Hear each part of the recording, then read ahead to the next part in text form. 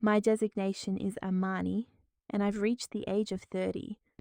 For as long as I can recall, I've been the designated disappointment within my family. Last Sunday, a dinner was convened in honor of my exemplary brother, Marcus. My mother, Evelyn, let out a laugh and, in the presence of his affluent new fiancé, labelled me a mere nobody. She casually explained to the assembled company that I simply sketch on a computer. I offered a placid smile. What she remained oblivious to was the imminent revelation that my so-called sketches had recently commanded a sum of $4.5 million. Before I delve further into this narrative, I invite you to share your location in the comments below. Kindly give this video a thumbs up and subscribe if you've ever found yourself in a position where you refused to be overlooked.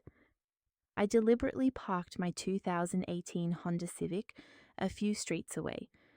My intention was to avoid having my modest vehicle obstruct the driveway, which was already congested with my brother Marcus's new BMW and a resplendent white Mercedes. I surmised the latter belonged to his fiancée's parents. Sunday supper at Mama Evelyn's residence was an obligatory affair, particularly this particular gathering. This evening marked the official unveiling of Ashley, my brother's recently acquired fiancée, and her exceedingly affluent, decidedly Caucasian investor parents. This was an event of considerable consequence for my mother, whose social standing within our prosperous black community was paramount. It held even greater importance for my brother, who appeared to subsist on my mother's reflected prestige and, seemingly, the financial resources of others. I inhaled deeply, my fingers tightening around the wine bottle I had brought. It was a respectable vintage, valued at $70, a detail I was confident they would recognize as indicative of quality, even if they steadfastly refused to acknowledge my own merit. I proceeded up the familiar flagstone walkway towards the expansive suburban domicile. The door swung inward before I could even initiate the doorbell sequence. Mama Evelyn stood at the threshold, her gaze sweeping over my person with that characteristic critical scrutiny. She offered no embrace, no smile. Her eyes travelled from my unadorned footwear to my hair. Her perfectly sculpted lips tightened into a grimace of unadulterated disapproval. "Imini, you're tardy," she stated. "Hello, Mama," I replied. "The traffic was quite severe." I extended the bottle of wine towards her. She disregarded the offering, her gaze remaining fixed upon my attire. I was clad in a simple, sophisticated black knit dress. It was stylish, understated, and professional. However, in her estimation, it lacked the requisite ostentation. "Imani, truly?" she hissed, modulating her voice to a low register, ensuring the occupants of the drawing room remained unaware. "Couldn't you have selected something more refined, something with a splash of colour? Ashley's father, Mr. Prescott, is present. He's a significant investor. What impression do you imagine he'll form upon observing your sombre appearance?" That, it seemed, was the new descriptor. Drab. The previous occasion the term was loud. Before that, childish. It was never adequate. I understood her unspoken message. I was not adorned in a vibrant, attention-grabbing designer creation. I was not performing affluence. I was not embodying my brother Marcus, who was undoubtedly inside, clad in a suit that likely exceeded the cost of my entire apartment's rent. "It's a lovely dress, Mama," I responded softly. "It's not appropriate," she snapped. "Strive not to bring embarrassment to your brother this evening, please." She turned abruptly and re-entered the house, leaving me standing in the foyer, the familiar chill already permeating my chest. This was the customary reception I received. This was home. I entered the drawing room, which vibrated with an palpable air of nervous anticipation. My brother Marcus held court near the fireplace, his laughter amplified as he responded to a jest from Mr. Prescott.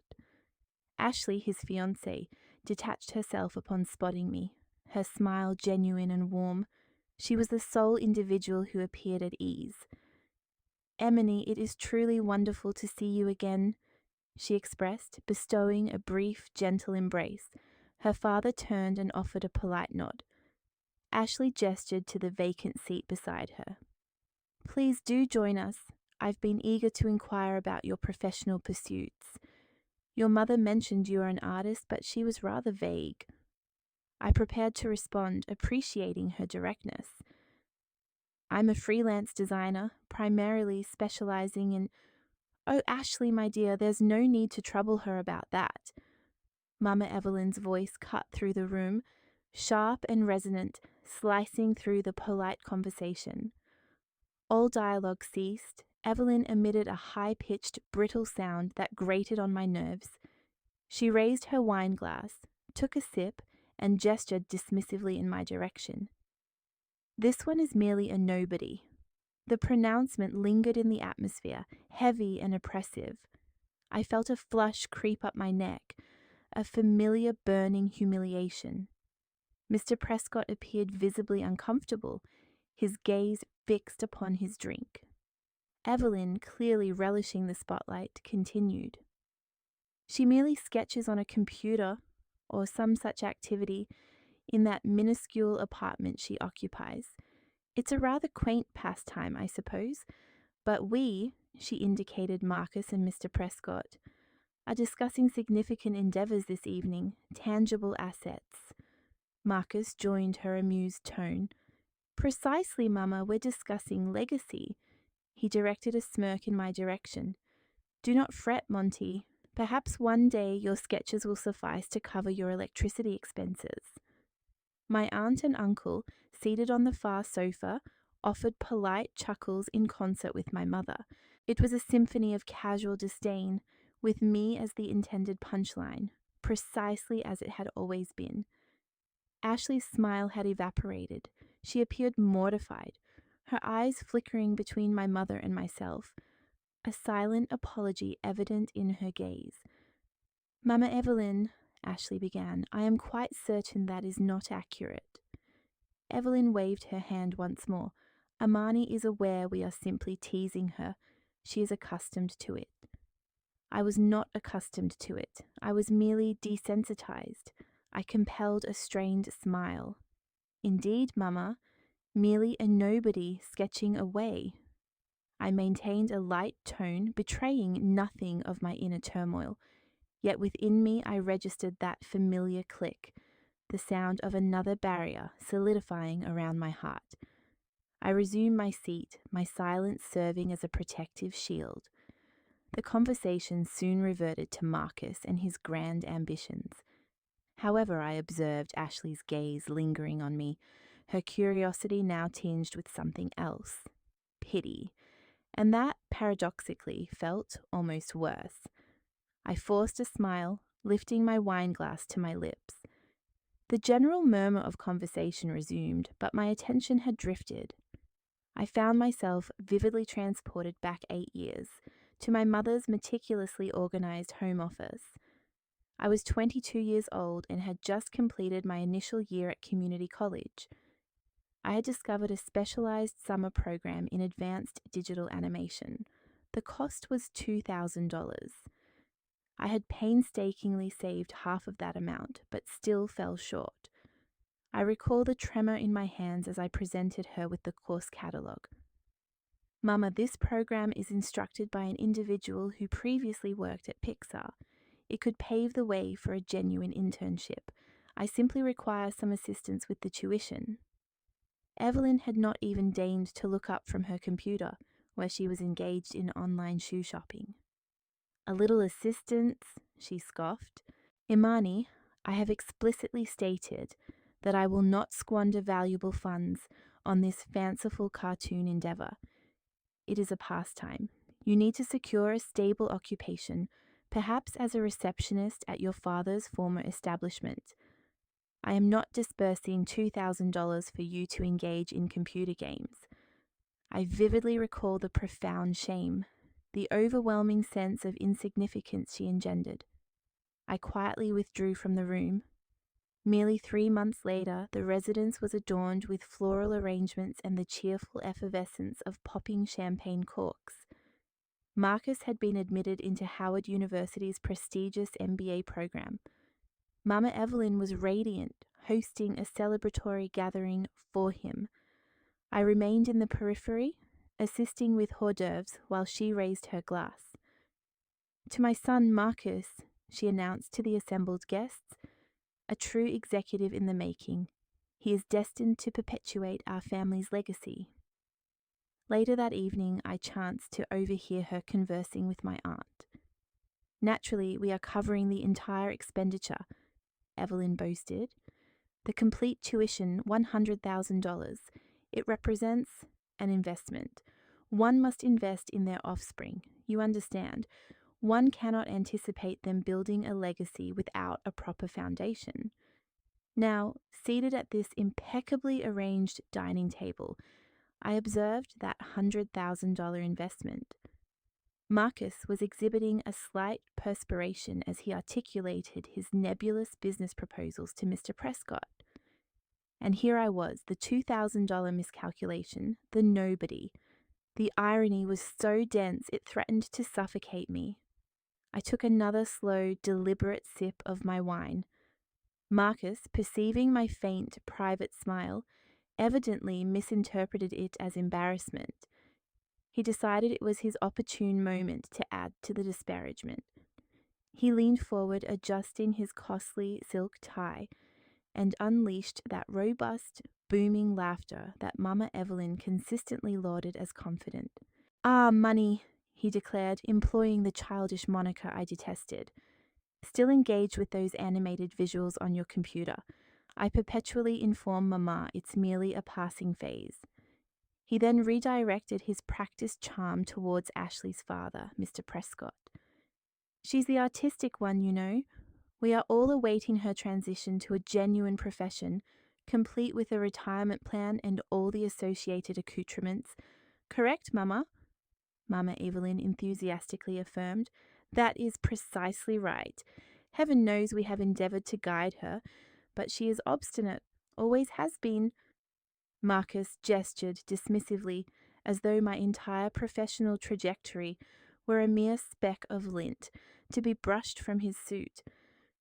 "In any event," he stated, his tone shifting to one of earnest professionalism, "regarding substantive endeavours, Mr. Prescott, the proposition I was discussing with you is entering its concluding stage.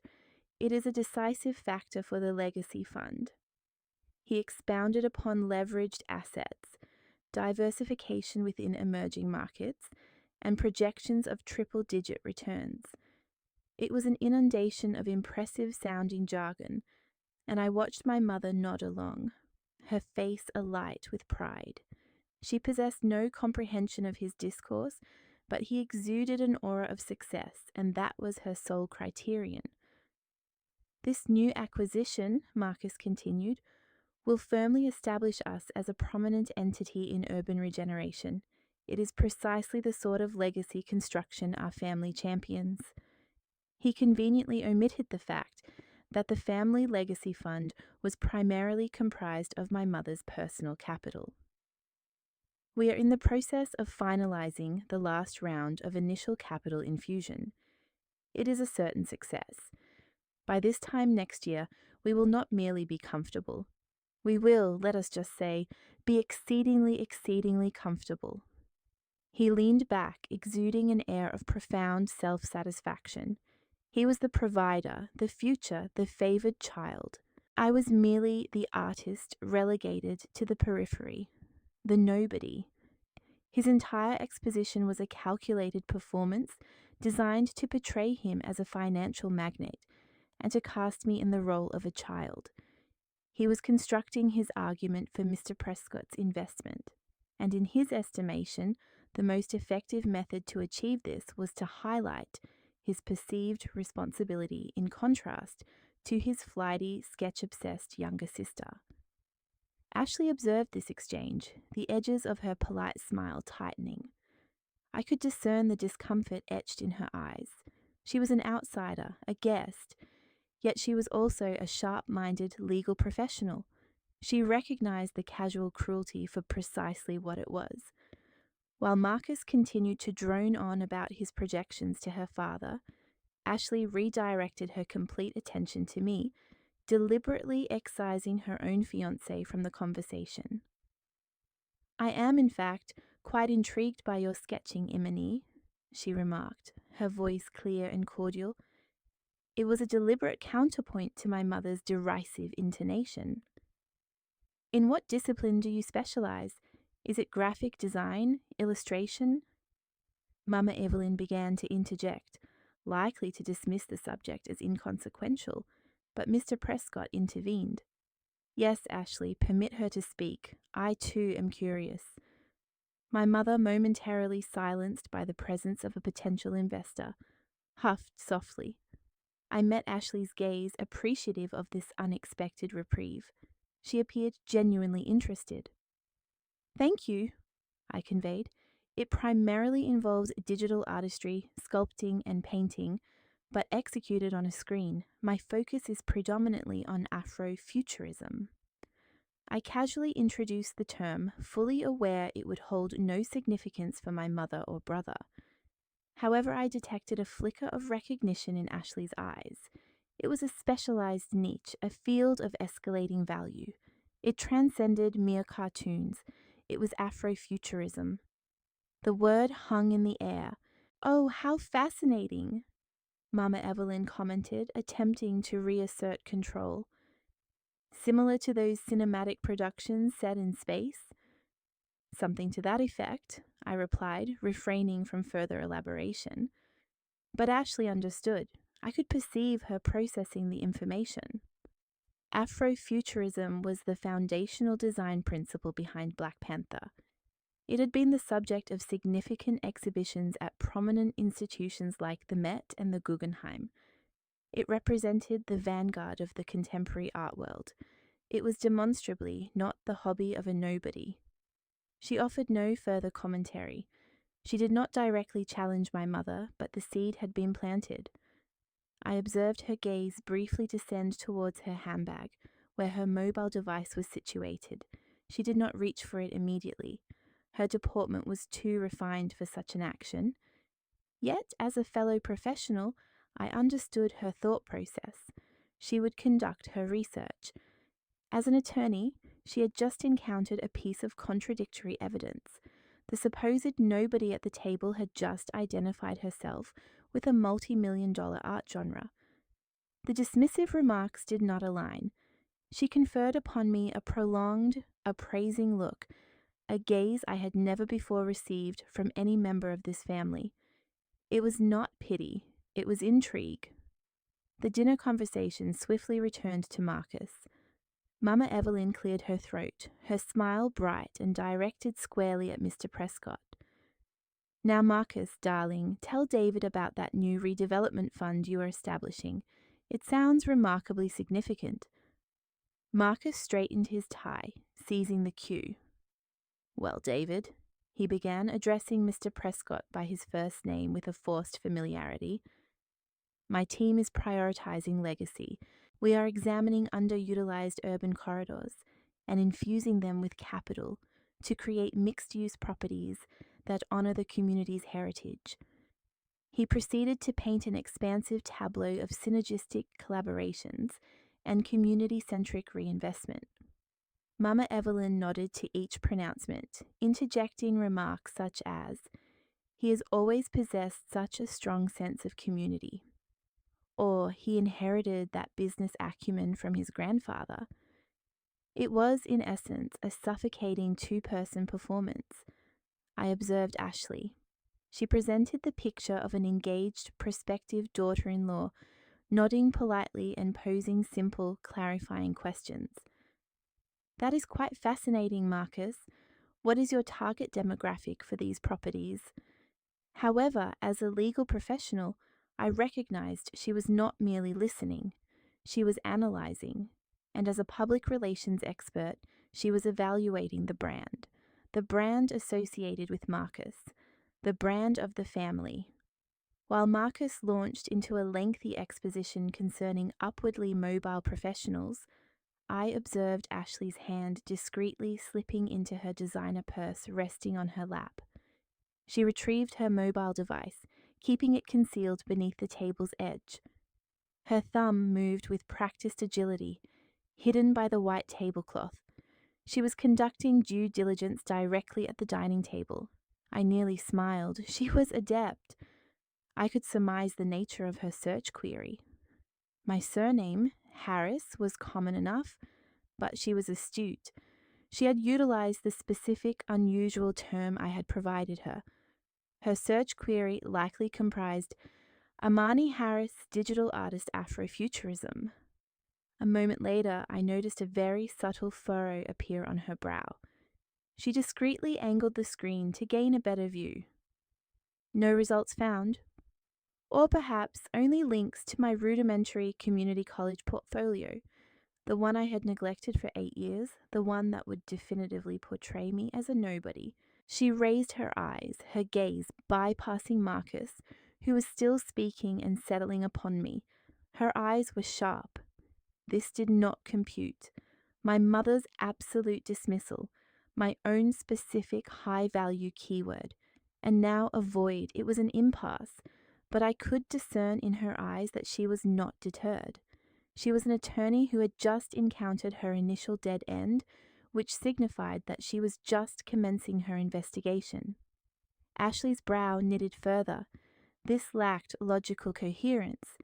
Individuals like Imani, the reticent ones so vociferously disregarded by braggarts such as Marcus and Evelyn, were seldom as straightforward as they appeared, and Afrofuturism was too precise a term.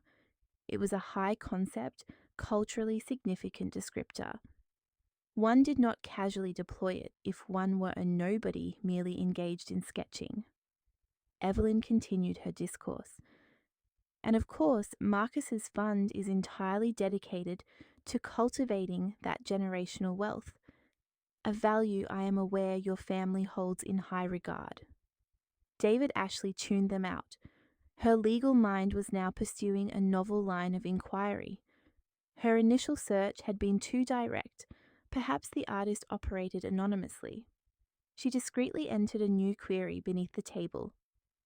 Top Afrofuturism digital artists. The screen refreshed instantaneously. The results were entirely dissimilar. No Imani Harris. Instead, the initial 10 links uniformly referenced a single designation, a name that was evidently prominent within that sphere. Nia. She tapped the first link, a major art publication. The headline proclaimed The Enigma of Nia, how the anonymous artist became the face of Afrofuturism. Another headline, this one from a technology journal. Nia's latest NFT collection shatters records. Ashley experienced a subtle jolt. She continued scrolling. Within the Studio Marvel contracts, Nia for conceptual design on upcoming blockbuster, stated another article. The Smithsonian's generous offer, why Nia declined a national exhibition. This was not merely an artist, this was a cultural phenomenon, a concealed, anonymous, and demonstrably exceptionally wealthy superstar. This Nia was the antithesis of a nobody imaginable. She was the caliber of artist who had no need to attend a dinner engagement such as this. She was the sort of artist that individuals like Mr. Prescott actively invested in, not people like Marcus. Ashley took a measured sip of water, her mind racing.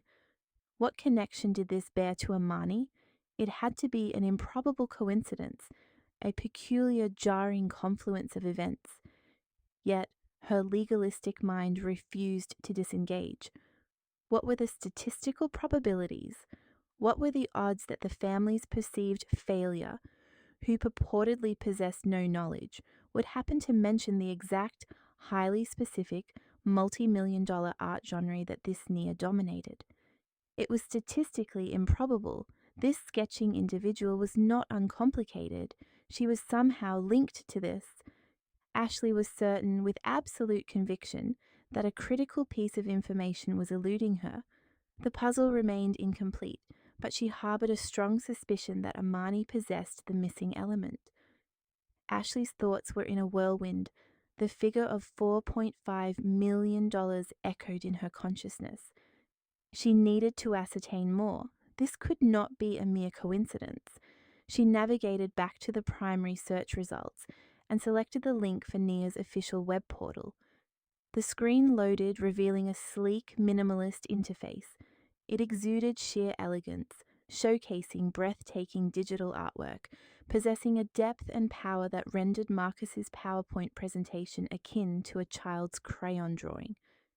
This was the creation of a master, not a dilettante. Ashley scanned for a signature, a brand, an identity. And there it was, positioned in the corner of the screen and subtly watermarked upon each artistic piece. It was a symbol, a singular emblem. It bore a resemblance to an Adinkra emblem from West Africa, yet it was refined, modernized, a construction of interwoven lines that formed a sophisticated, aesthetically pleasing, and immediately recognizable circular design. This was the artist's exclusive insignia. Her pulse quickened considerably. She studied the emblem on her phone, committing every detail to her mind. Then, with deliberate slowness, as if hesitant about what she might uncover, she raised her eyes. She did not direct her attention to Marcus, who was presently outlining his community engagement strategy. Nor did she acknowledge Evelyn, who was nodding with the air of a regal matriarch. Her gaze landed directly on Imani. Imani sat with quiet composure, a state she had maintained throughout the entire evening. She had been listening attentively, her hands resting placidly in her lap. She wore minimal adornments, no ostentatious rings or bangles were visible, save for a slender, elegant gold chain encircling her neck. Yet suspended from this chain was a pendant. It was diminutive, crafted from smoothly polished dark ebony wood and meticulously inlaid with a tiny flawless symbol rendered in radiant gold. Ashley felt the breath catch in her throat. It was the emblem.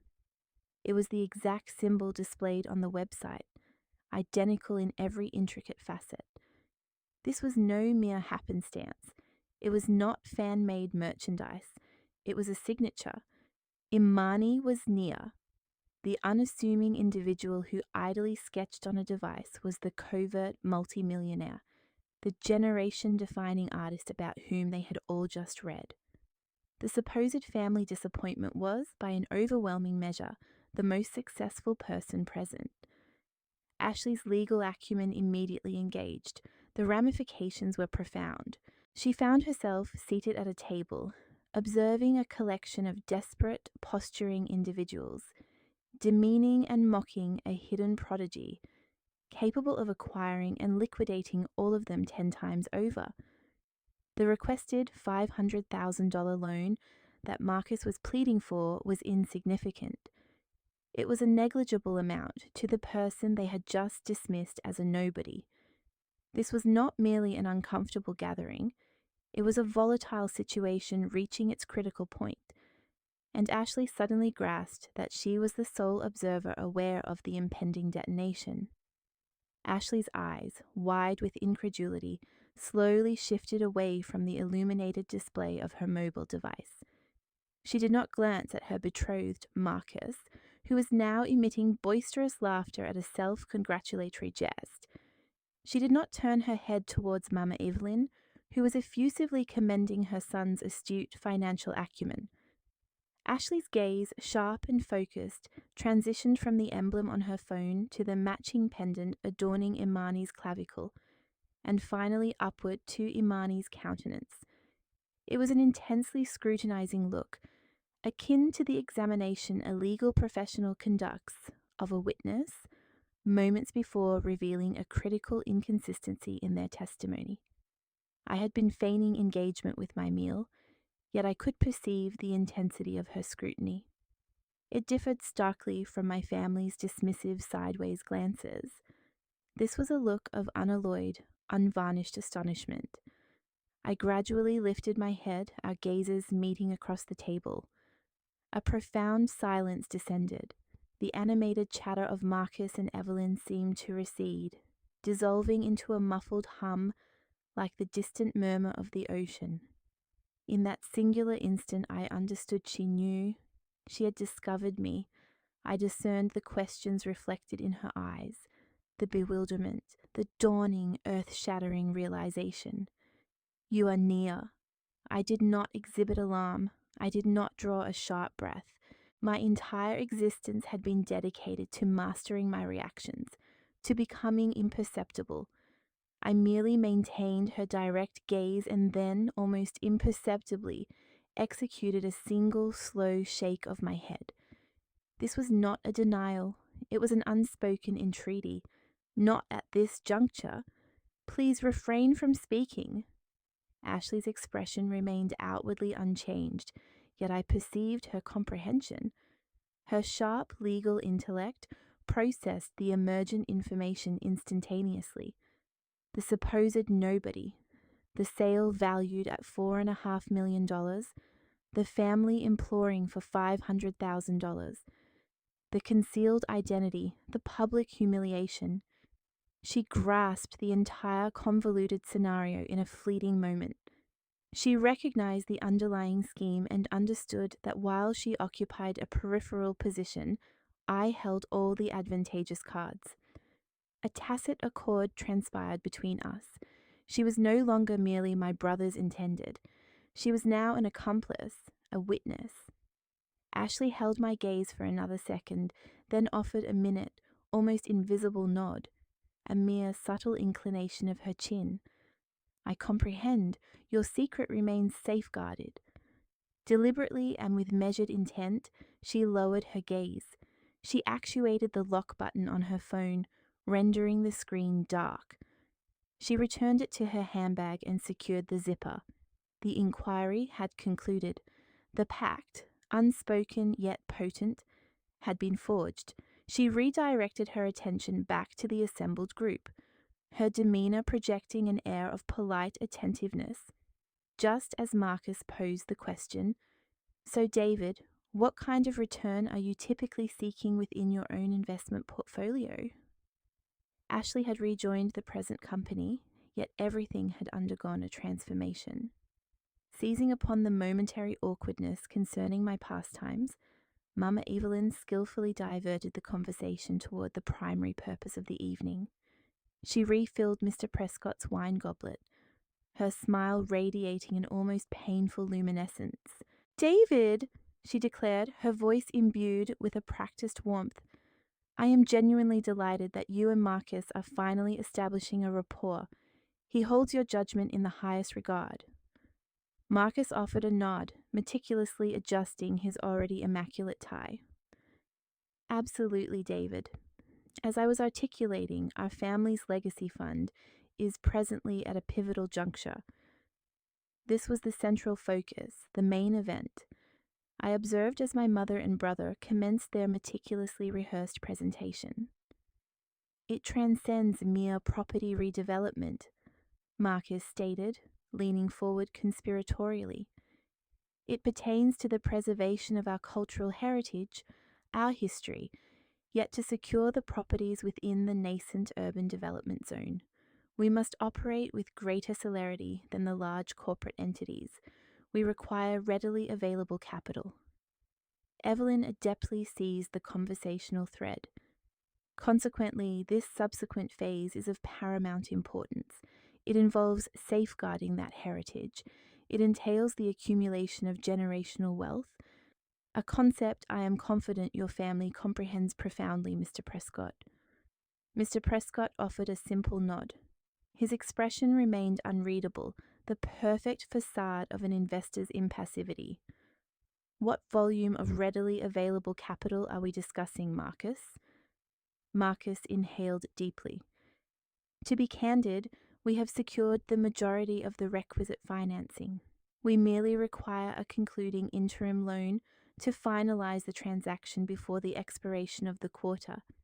It represents a modest shortfall, $500,000. The sum landed on the table with a palpable weight. I maintained a neutral countenance, taking a sip of water. $500,000. I had witnessed Marcus's expenditure patterns throughout his life, but this indicated a new magnitude of desperation. This is a critical juncture, a matter of survival for the enterprise, David.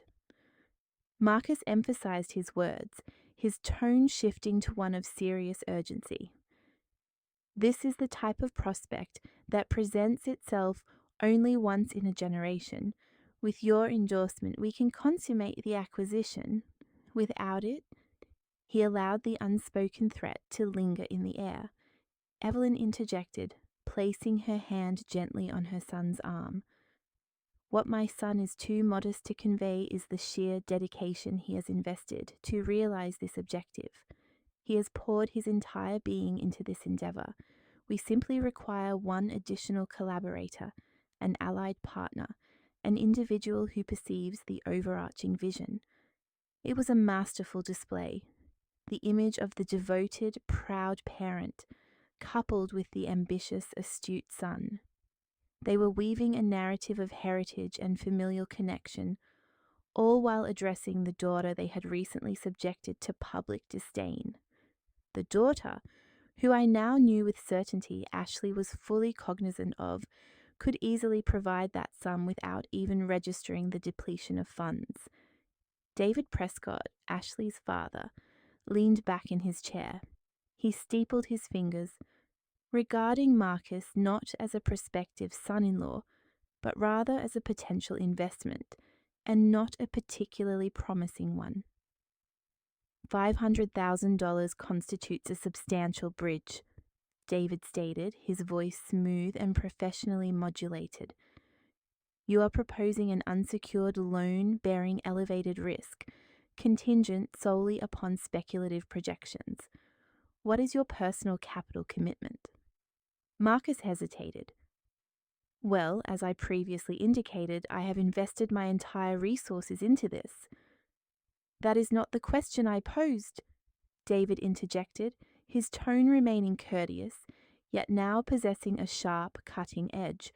No, what assets are collateralizing this loan? What is the current debt-to-equity ratio of your fund? Mama Evelyn, sensing the imminent collapse of the transaction, interjected with a nervous chuckle. Oh, David, must we be so formal? This is family. We needn't delve into such tedious figures, need we?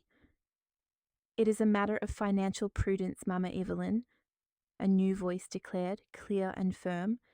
It was Ashley. She had remained silent and observant until this moment, but now she carefully placed her wineglass down with a quiet click. She turned towards my mother, her smile radiant, but her eyes held an unyielding intensity. Mama Evelyn, I must concur with my father. $500,000 is a considerable sum. It is not a trivial figure. It represents a significant investment.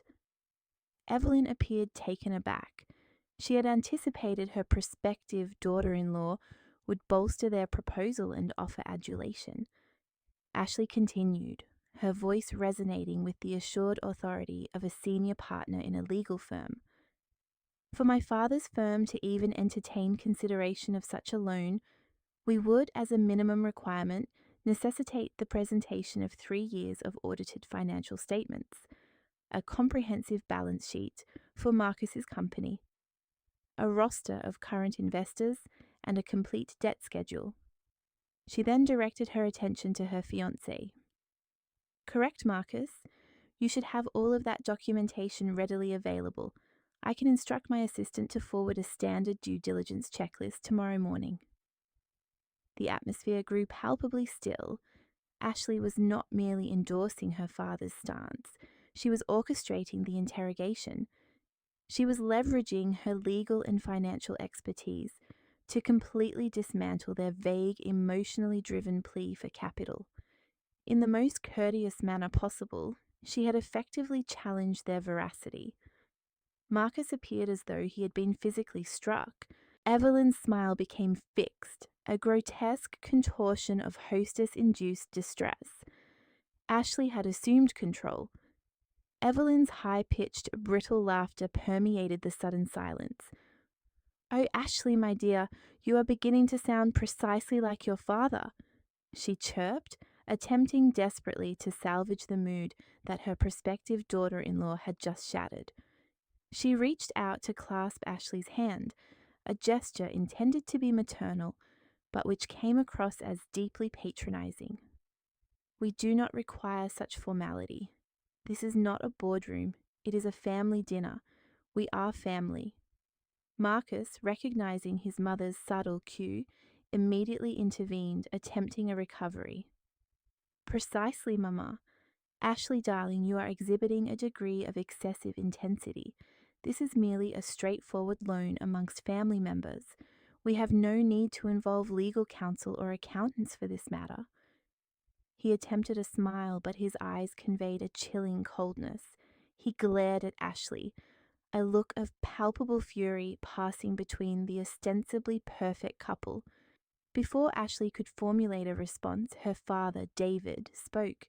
He did not raise his voice, it was unnecessary. The quiet authority in his tone silenced the entire table. "Evelyn Marcos," he stated, his gaze encompassing both of them, "if I were to issue a check for $500,000, it would be immaterial whether this transaction occurred within a boardroom or at a dinner table. It remains, unequivocally, a business decision." He then inclined his head towards his daughter. "And my daughter is entirely accurate. The requisite documentation is essential." The definitive nature of his pronouncement seemed to extract the remaining air from the room. He was not merely supporting Ashley, he was definitively quashing Evelyn and Marcus's aspirations. I observed my brother's countenance. The charming, self-assured facade had evaporated. In its stead was an expression of unadulterated panic. He was incapable of producing those documents.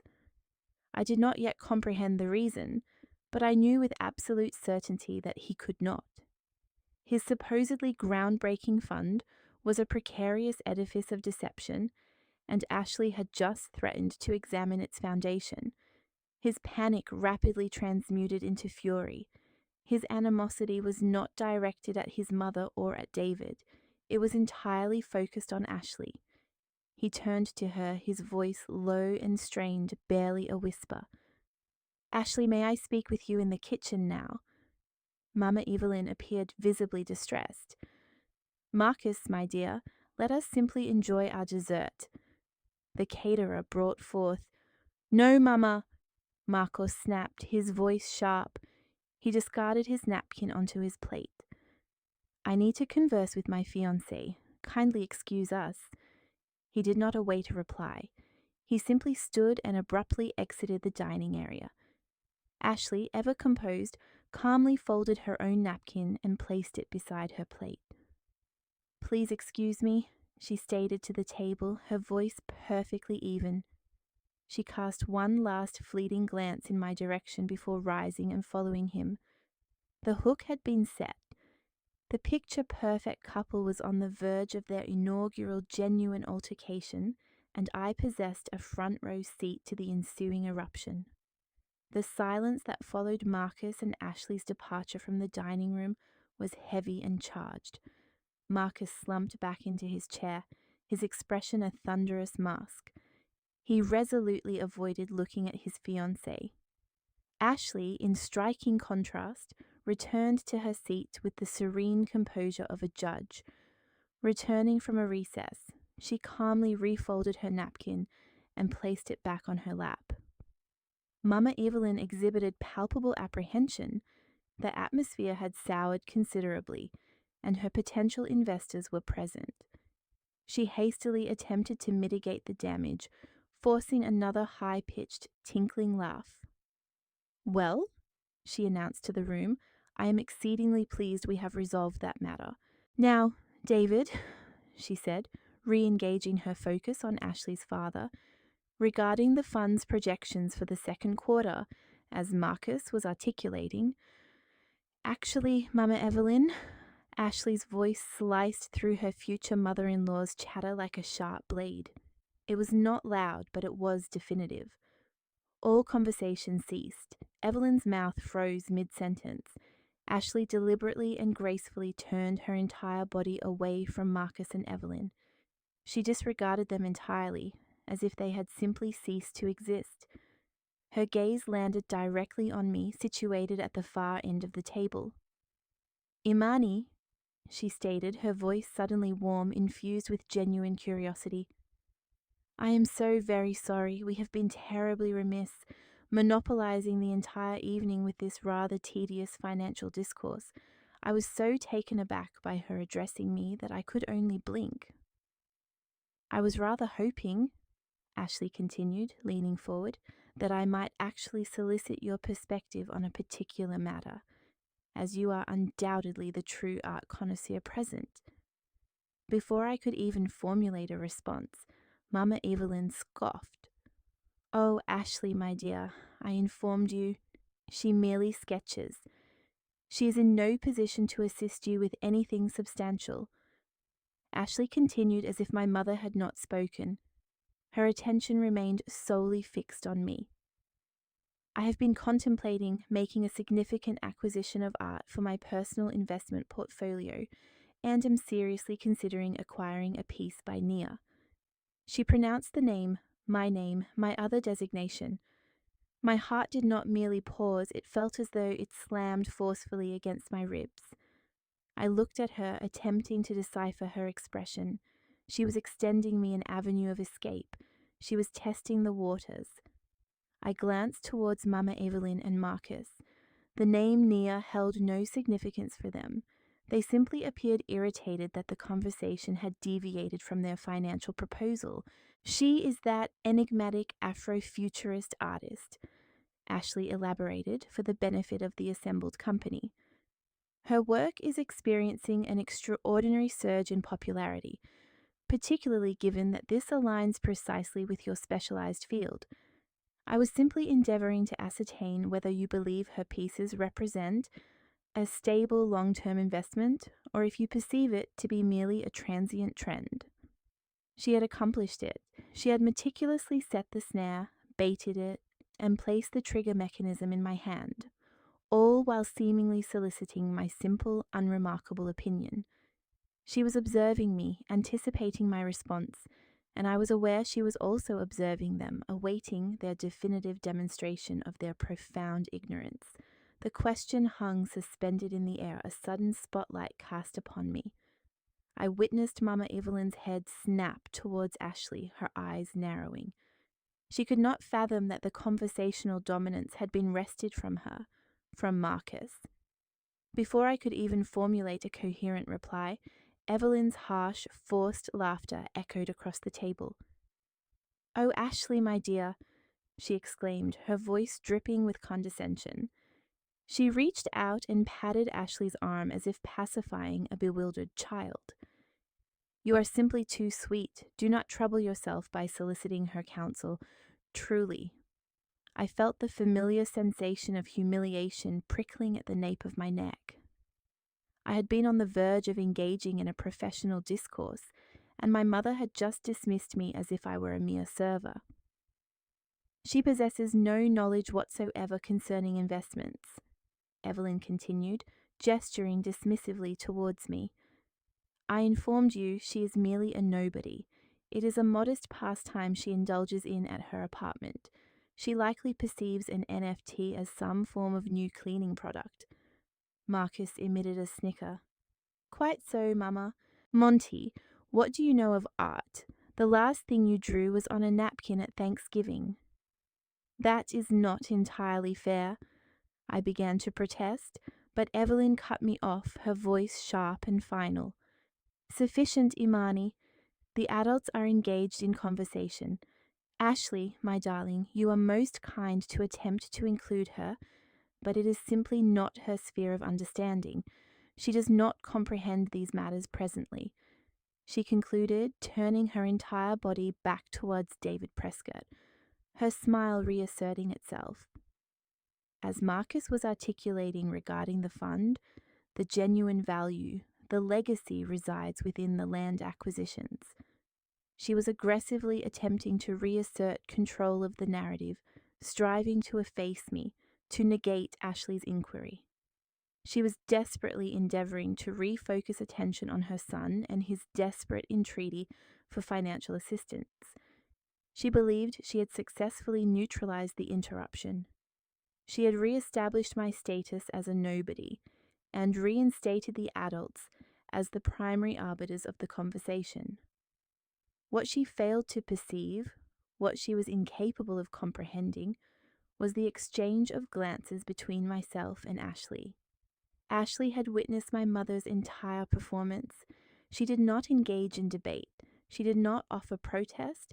She simply observed, and in her eyes I discerned confirmation of everything she had just uncovered on her phone. She had witnessed the truth, and now she was observing the falsehood unfold in real time. Evelyn's condescending dismissal was not merely impolite. To Ashley it was profoundly and hilariously inaccurate, and it served as all the conclusive evidence she required. Ashley's voice, though not raised, cut through the room with the crystalline clarity of a tolling bell. Mama Evelyn halted, her mouth slightly agape. "I beg your pardon?" Evelyn inquired, her tone icy. "What did you state, Ashley?" Ashley offered her future mother-in-law a bright, professional smile. "I stated that I believe Imani is indeed knowledgeable regarding this investment. In fact, I believe she is likely the sole individual at this table qualified to offer counsel on the matter." This constituted a direct challenge. Marcus, who had been sulking, looked up, his expression morphing into one of anger. "Ashley, what are you doing? Mama informed you she merely sketches. You are embarrassing her." "Am I?" Ashley inquired, her smile unwavering. She redirected her attention to her father, David, reframing the discourse as a serious financial discussion. "Father, you are perpetually seeking alternative assets. You ought to be apprised of this artist Nia. I have been diligently researching her throughout the entire evening." David Prescott, sensing a significant shift in the room's dynamics, leaned forward. "Oh, and what have you discovered?" Evelyn and Marcus appeared cornered. This was no longer their conversation. "Well, for starters," Ashley stated, as if reciting from a legal document, "her work is virtually unattainable. She does not engage with traditional art galleries for sales. Transactions are conducted exclusively through private sales or exceptionally select auctions. She has declined commissions from 2 prominent tech billionaires. She is discerning." "Discerning?" Mama Evelyn scoffed, attempting to reinsert herself into the dialogue. "That merely sounds complicated. It does not convey success. I prefer an artist who actively markets their creations." "Oh, she markets them," Ashley replied, her voice lowering slightly, drawing everyone's attention. "And that, from an investment perspective, is the truly captivating aspect." She paused, allowing the tension to build. "I was just perusing an article," Ashley continued. "In Forbes, incidentally, you understand, the publication that addresses substantive matters. They published a profile on Nia, attempting to ascertain her identity. Naturally, they were unsuccessful. She maintains complete anonymity, but they were able to estimate the value of her discernible assets. The pieces she has sold, coupled with her current portfolio and the intellectual property she possesses." Ashley leaned forward, her eyes alight with enthusiasm. "Forbes estimates Nia's personal collection and net worth to be approximately $20 million. The figure descended into the silence like a heavy stone. $20 million. I observed my mother's reaction.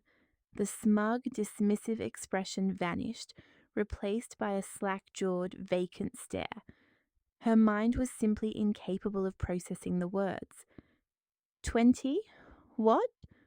Marcus simply shook his head, looking bewildered. What? What artist? What are you even talking about? That's impossible. No one earns that kind of money by doodling. David Prescott, on the other hand, was now completely engrossed. He was no longer looking at Marcus. His gaze was fixed upon me. Nia, he repeated, testing the name. The Afrofuturist. Yes, I am familiar with her. My firm's art consultant has been attempting to arrange a meeting for 6 months. You mentioned $20 million. That is the conservative estimate, Father, Ashley stated, her voice perfectly calm. All from doodles. She met my gaze, a silent, potent understanding passing between us. The one they'd labelled a nobody had just been appraised at $20 million.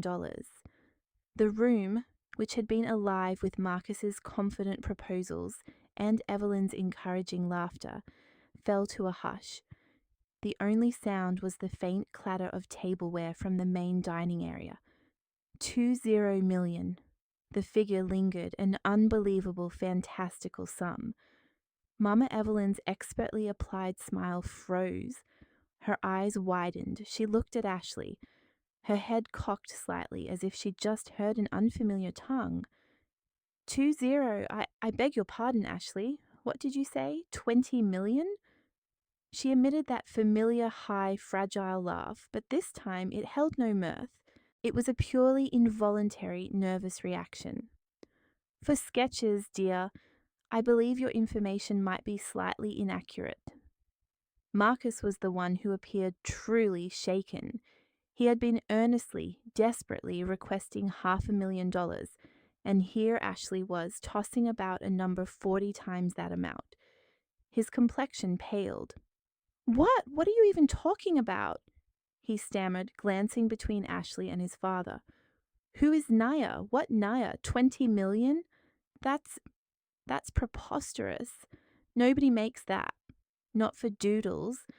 He still believed this was about him, that Ashley was introducing some random, unrelated detail to disrupt his presentation. Ashley, that's not... We're attempting to have a serious discussion here about the fund. What does some obscure artist have to do with any of this? She's not an obscure artist, Marcus, Ashley stated, her voice remaining perfectly amiable. She had seized control of the room's attention, and she was acutely aware of it. But who is she? Evelyn demanded, her frustration escalating. What does this have to do with us, with Imani? We're trying to assist Imani by discussing actual finances. David Prescott. Ashley's father spoke for the first time in several minutes. He had observed this entire exchange with a sharp, analytical focus. He disregarded his daughter, his intended future son-in-law, and his hostess. He looked directly at me. Nia, he said, the name resonating differently in his serious baritone. The Afrofuturist, the one who keeps her face concealed. That's who you're referring to, isn't it, Ashley? Ashley nodded. Precisely, father. Evelyn and Marcus exchanged glances, utterly bewildered.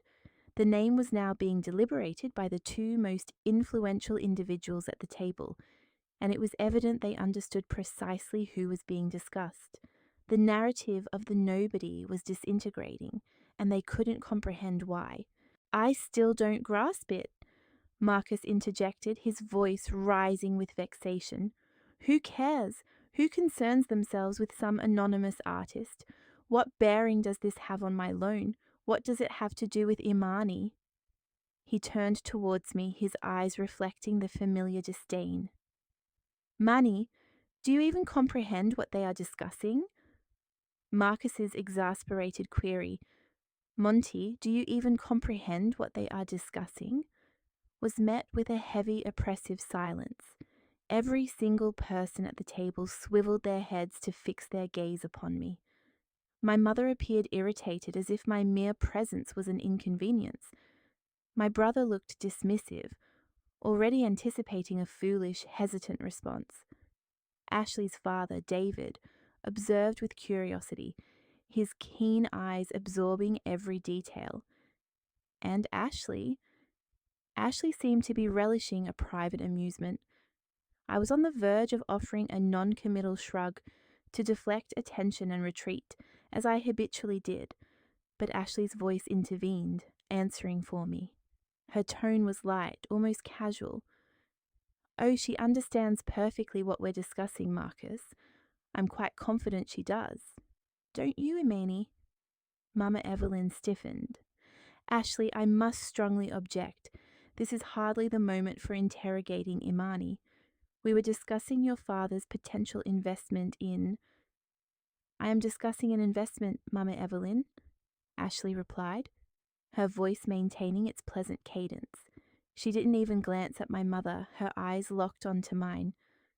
I sought your counsel, Imani, because I am certain you possess a more profound understanding of Nia's market than anyone else in the world. Marcus emitted an exasperated groan. Why would she possibly know? For the last time, Ashley, they're just doodles. Are they? Ashley's smile broadened. It must be rather challenging to merely doodle when you're occupied with turning down private commissions from Silicon Valley billionaires and jetting off to Paris to advise on a new museum wing. Or so I've encountered in my reading.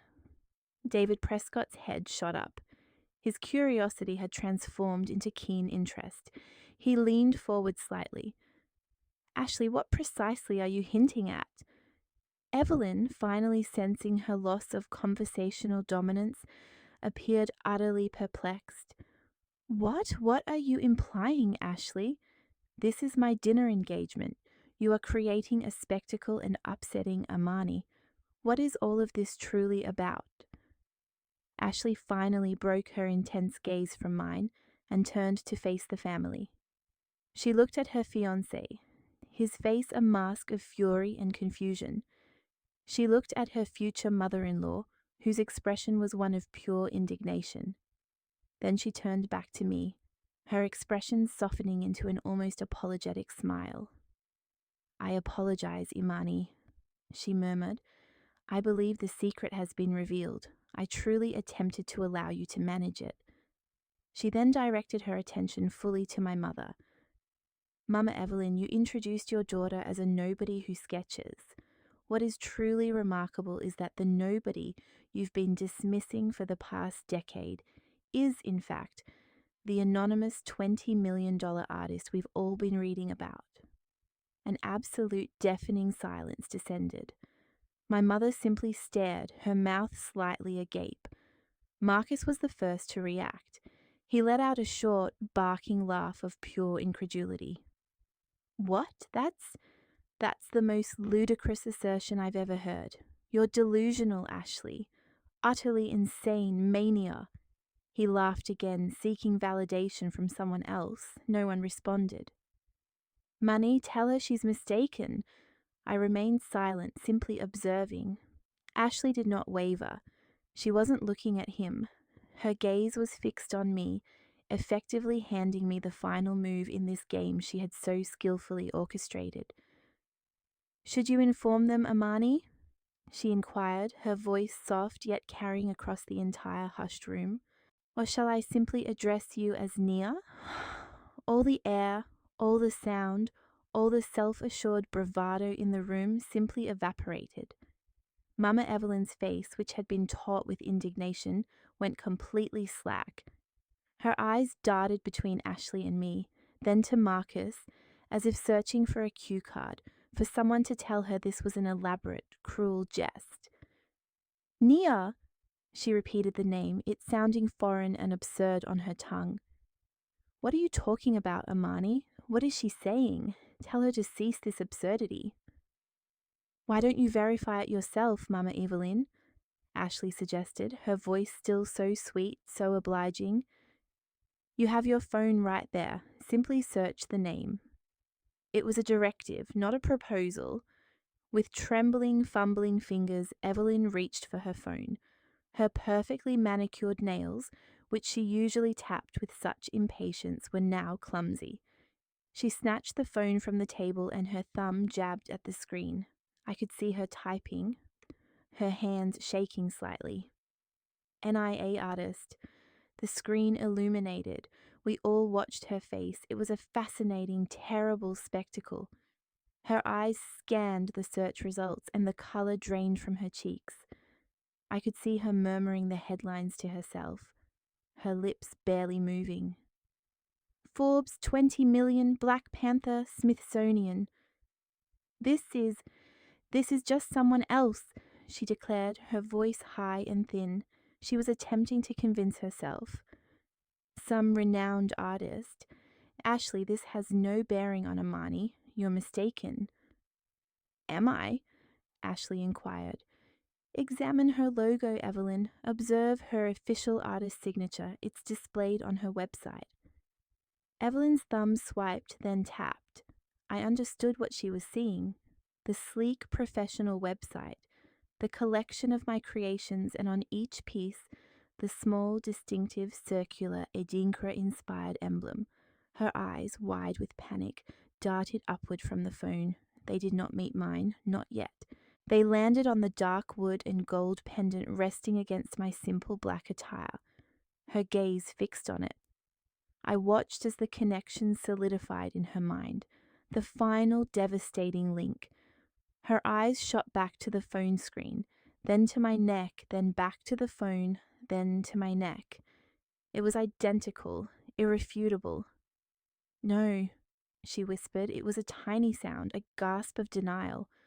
No, that's merely a necklace, a coincidence. Is it, Mama? Marcus chimed in, his voice laced with desperation for her to be correct. It's just a cheap trinket, isn't it, Monty? Where did you acquire that? At a street fair. I remained silent, simply meeting my mother's horrified stare. No, Evelyn repeated, her voice breaking. She continued to gaze at me, at the necklace. She was looking at me, but for the first time in my life, she was truly seeing me. She wasn't seeing the nobody. She was seeing the $20 million artist. She was seeing the woman she had just attempted to humiliate, the woman publicly lauded by Forbes, by Disney, by the entire art world.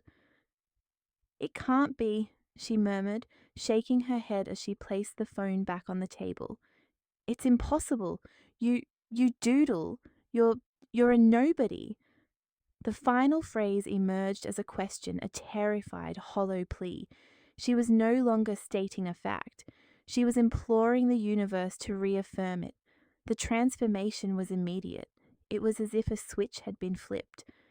Mama Evelyn, who moments before had been frozen in horrified disbelief, suddenly composed her features into a new expression.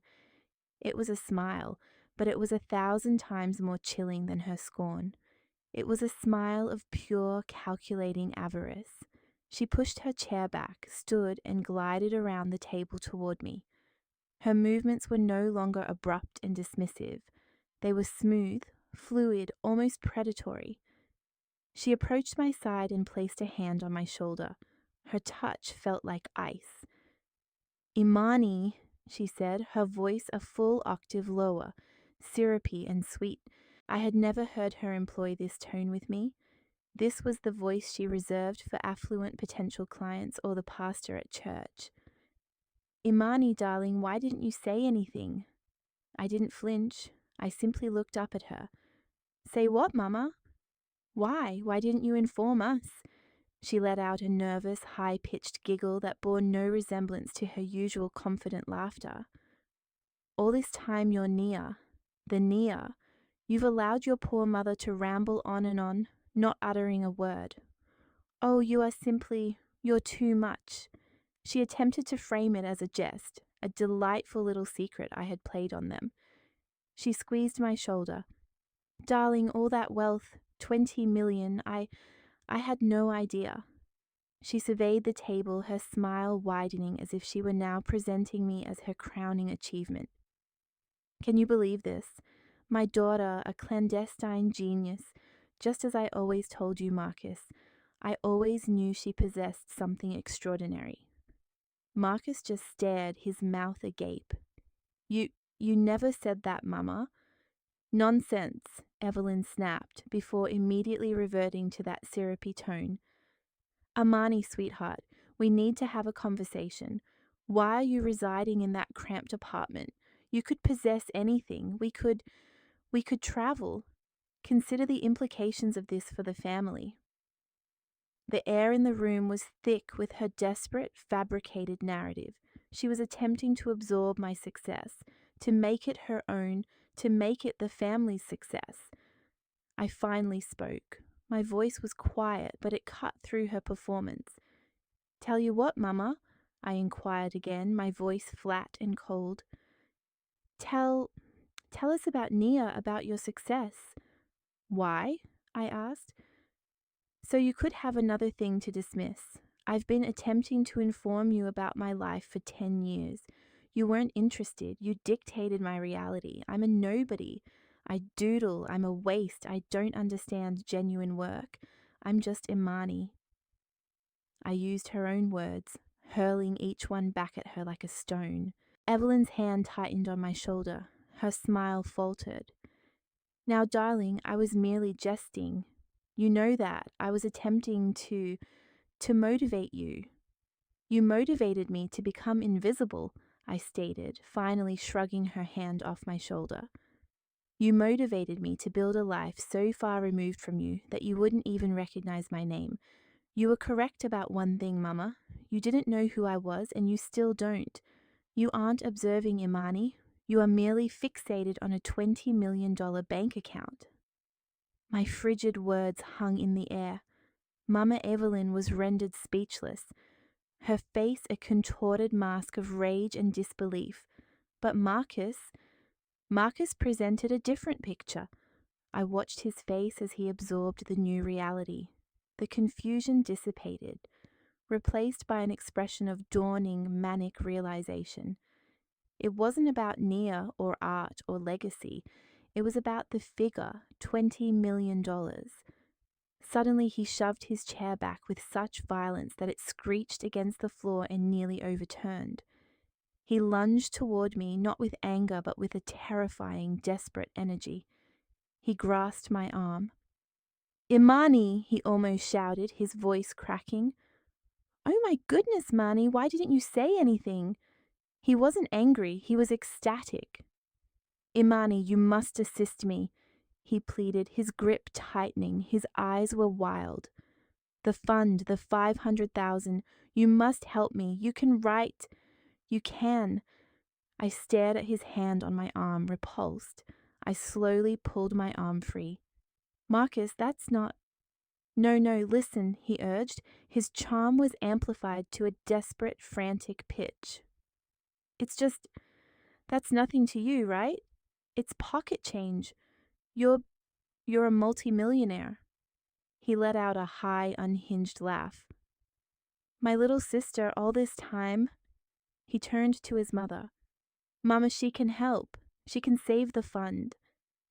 Mama Evelyn latched onto this new strategy instantly. Her anger vanished, replaced by a look of tearful hope. "Oh, Imani, darling, of course your brother. He's worked so incredibly hard. You wouldn't allow him to fail, would you? Not when you possess so much." She rushed to my other side, seizing my hand. "It's for the family, Imani.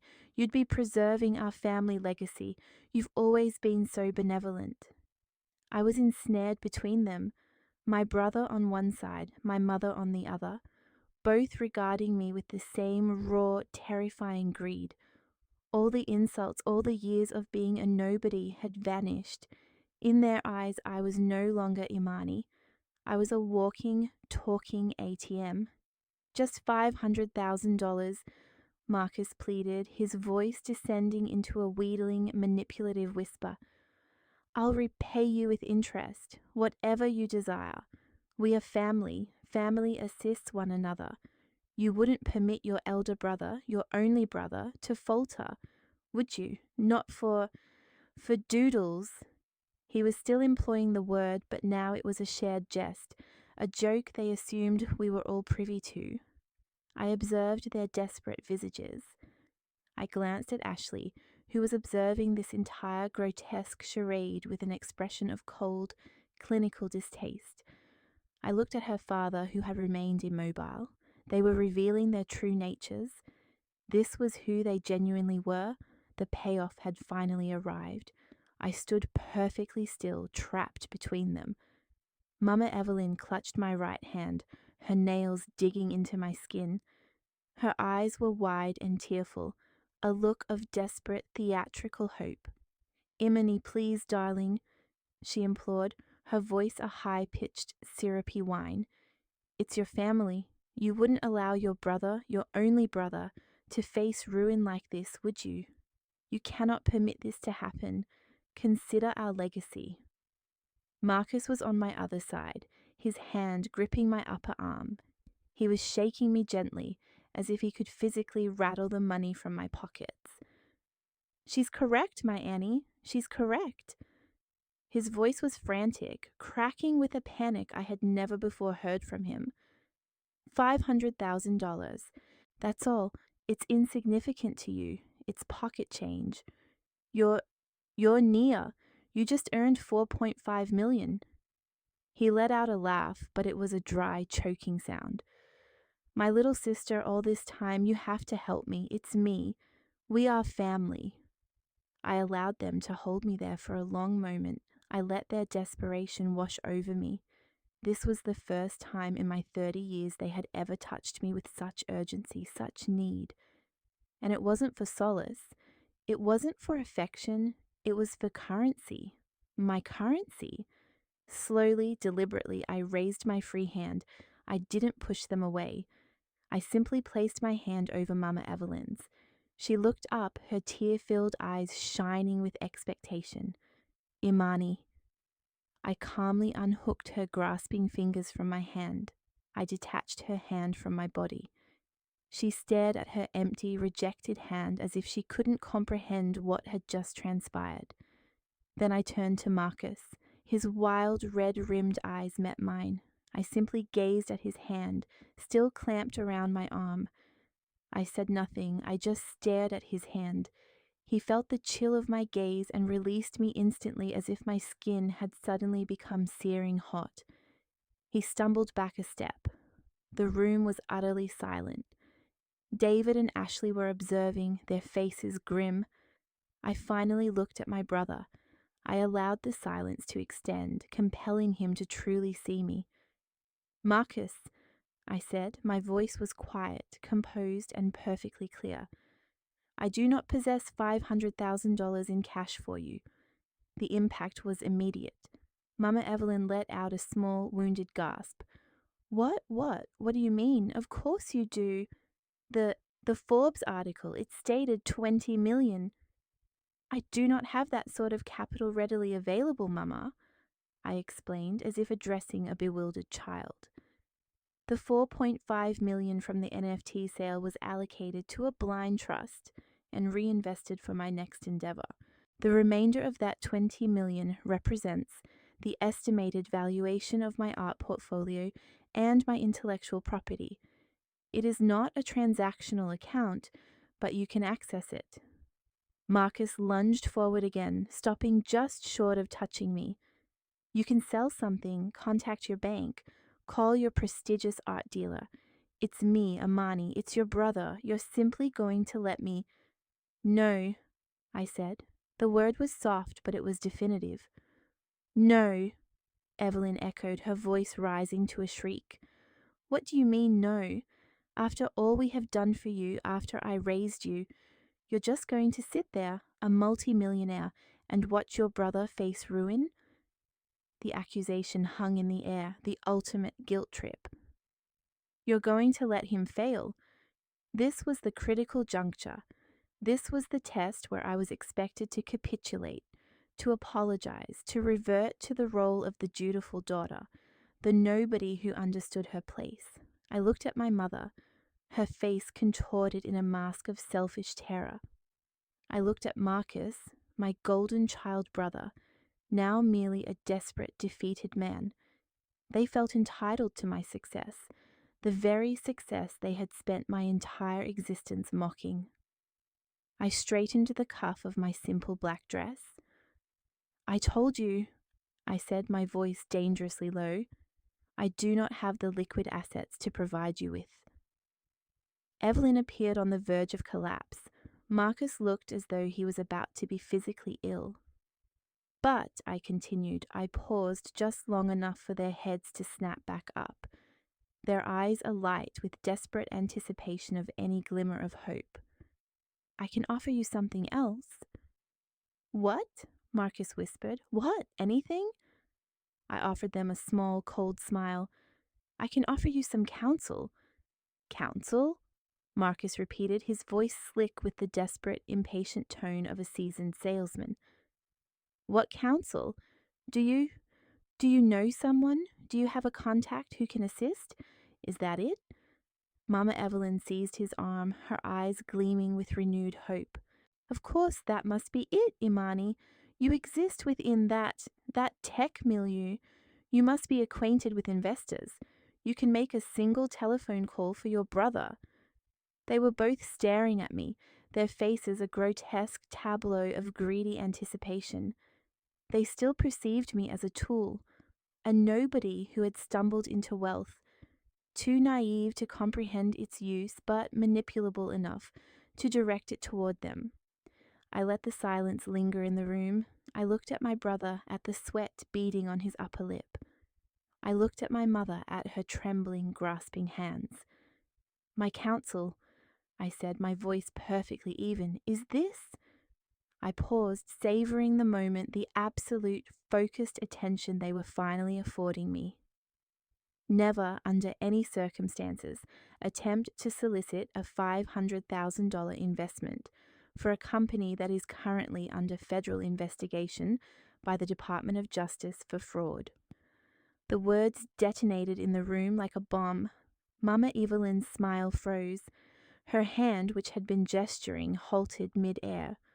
What? What is that? DOJ? What are you talking about, Imani? That's utter nonsense." "Tell her that's absurd, Marcus," I urged.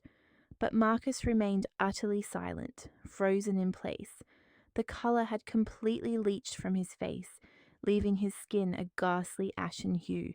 His gaze wasn't on me, nor on his mother. It was fixed on the wall, his eyes wide and his mouth agape as if he'd witnessed a spectre. It was David Prescott, Ashley's father, who finally broke the suffocating quiet. He hadn't flinched. He simply placed his wineglass down with deliberate slowness. Then he turned his head, his expression hardening into an arctic chill as he looked at Marcus. "A federal inquiry," he stated, his voice barely a whisper, "is quite concerning." Marcus recoiled as if struck. "No!"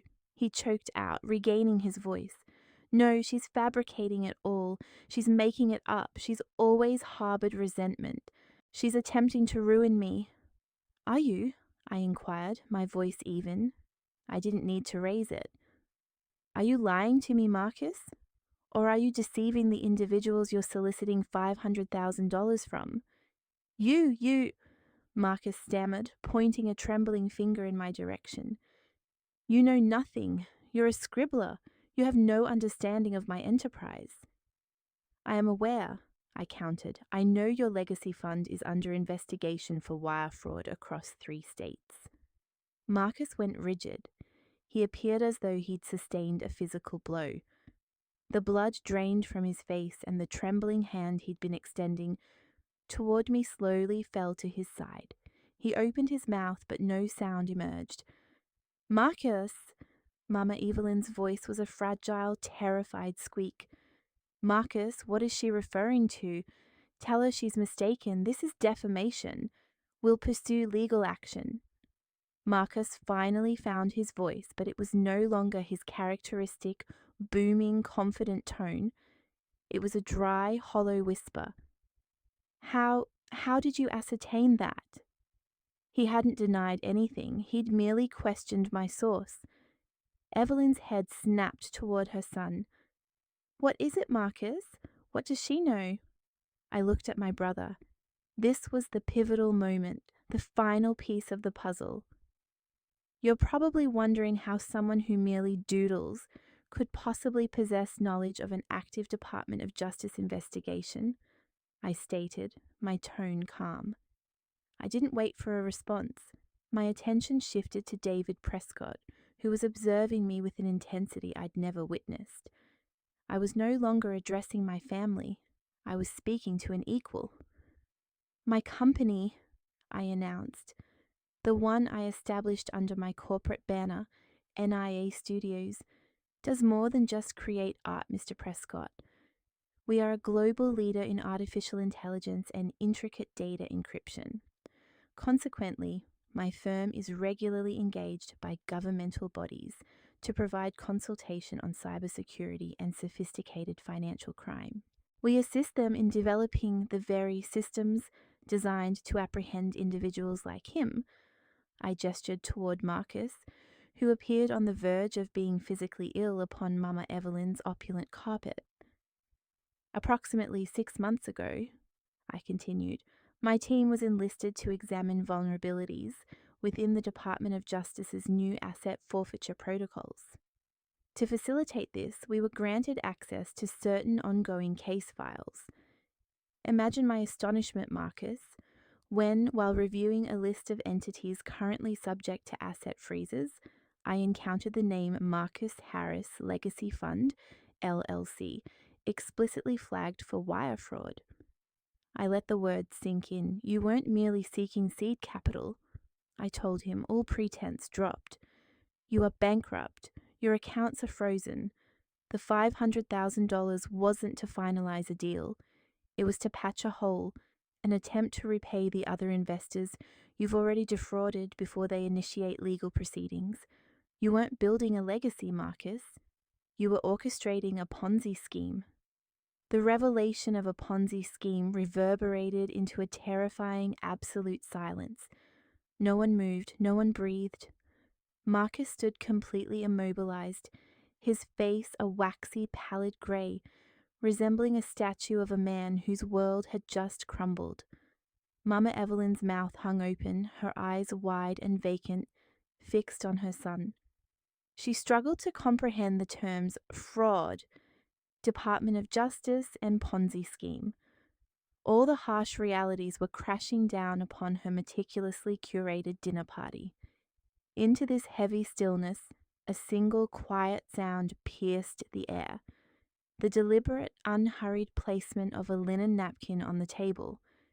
David Prescott, Ashley's father, had not faltered.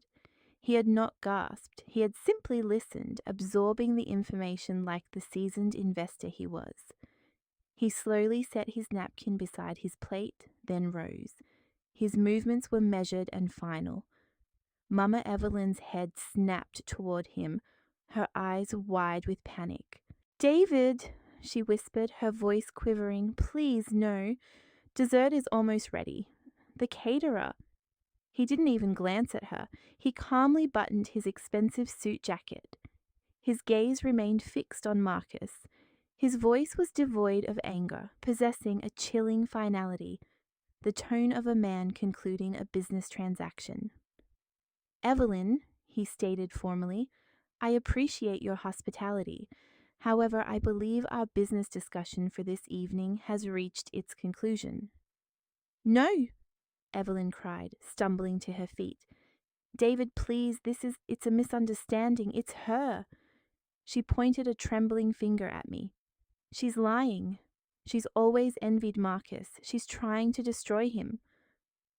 David Prescott looked at his daughter Ashley, who simply gave a single silent nod of confirmation.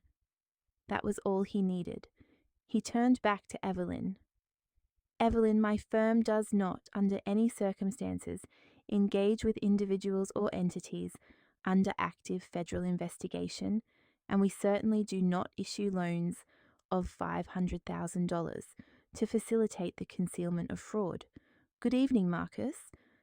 Marcus offered no response. I wasn't certain he was even breathing. David then performed an act that sealed their humiliation. He deliberately turned his back on Evelyn and Marcus. He proceeded down the length of the table, past the other silent, horrified guests. He stopped directly before me, looking at me not as a mere nobody, but as a professional peer. A look of profound, genuine respect filled his eyes. "Miss Harris," he said, his voice now warm. He paused. "Or perhaps I should say, Miss Nia. Your work is truly impressive. My art advisor has been attempting to acquire one of your pieces for a year. I now understand why their efforts have been unsuccessful." He offered a brief, respectful nod. "It was a pleasure to meet you." With that, he turned and exited the dining room. Ashley stood, gave me a small, sad smile, and followed her father. The true wealth, the actual power, had just departed, leaving the fraudsters alone with the insignificant individual who had just dismantled their entire existence. My cutting words lingered in the air. Mama Evelyn's hands, which had been gripping my dress, fell away. She seemed to shrink, her shoulders slumping, but the terror in her eyes was swiftly replaced by a desperate new calculation. She was a cornered animal. She glanced past me at her son Marcus, who was now leaning against the wall, his eyes vacant, his future imploding. Then she looked back at me, her expression shifting again. It was the look of a commander planning one last desperate offensive. "Imani," she began again, her voice low and urgent, a stark contrast to her earlier shrieking. "You are correct. You are entirely correct. I haven't seen you. I've been blind. You are not a nobody. You are everything. You're successful. You're powerful. You stated it yourself. You know these individuals, the government, the Department of Justice." She took a step toward me, her hands clasped in front of her as if in prayer. "Imani, you cannot allow this to happen to him. You cannot let your brother be arrested." I simply regarded her. The sheer audacity was almost admirable. "He is your brother?" she implored, her voice rising once more. "He is your blood. Yes, he made an error, a terrible mistake, but he is not a criminal. He is just Marcus. He is my son." She was appealing to an emotion she herself had spent a lifetime eradicating, familial loyalty. "Please, Imani," she pleaded, full-blown tears now streaming down her face, carving tracks through her expensive makeup. Her hands reached for me again. I stepped back, and her hands grasped at empty air. "You must help us. You are the only one who can. You said you possess influence. You can leverage your influence. You can contact them. Tell them it was all a mistake. Tell them, Marcus, he didn't intend it. He's a good boy. He just got in too deep. He committed a crime, Mama," I stated, my voice barely a whisper. "That isn't getting in too deep. That is fraud. But you can stop them," she shrieked.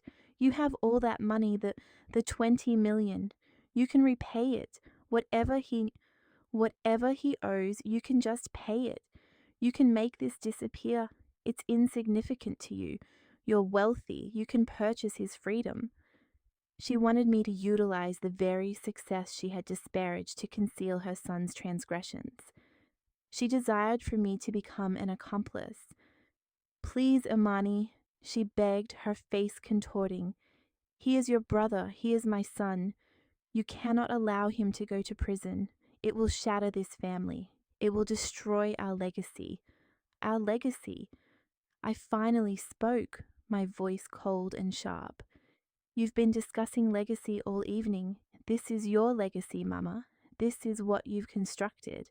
A son who is a fraud, and a daughter you labeled a nobody mere minutes before begging her to save him." I didn't mean it," she sobbed. I was proud of him. I'm proud of you too. I've always been proud of you, Imani. Please, you must save our family. You must preserve the family name." She was imploring me to safeguard the very reputation they had employed me to cultivate, the reputation for which they had sacrificed me. She wasn't soliciting absolution. She was requesting a bailout, employing the single word she believed I couldn't refuse. Family. Legacy. I repeated the word. It sounded preposterous, hollow in this chamber filled with the wreckage of their falsehoods.